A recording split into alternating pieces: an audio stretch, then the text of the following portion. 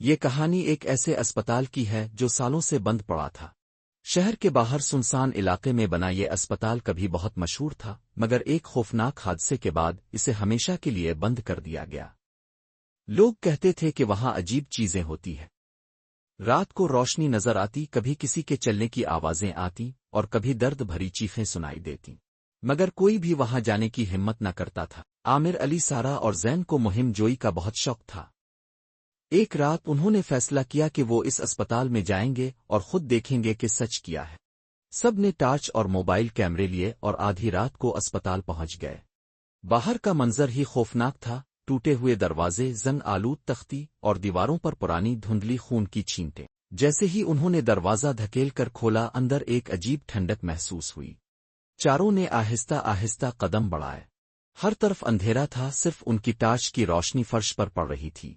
اچانک ایک wheel chair خود بخود حرکت میں آ گئی۔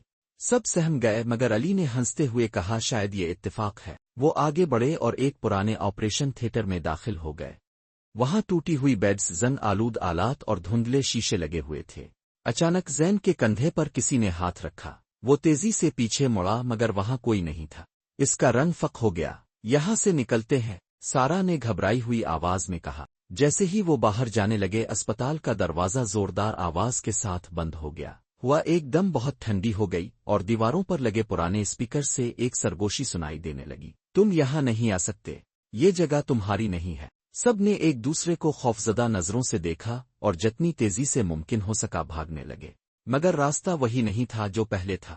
راہداری اب لمبی اور اندھیرے میں ڈوبی ہوئی لگ رہی تھی۔ اچانک دیواروں پر لٹکے پرانے ایکس رے فلمز خود بخود گرنے لگے اور ان پر انسانی ڈھانچوں کے عکس نظر آنے لگے۔ عامر نے ٹارچ گھمائی تو ایک سایہ نظر آیا، ایک ڈاکٹر کی وردی پہنے، جس کا چہرہ نظر نہیں آ رہا تھا، مگر اس کے ہاتھ خون میں لت پت تھے۔ وہ آہستہ آہستہ ان کی طرف بڑھنے لگا۔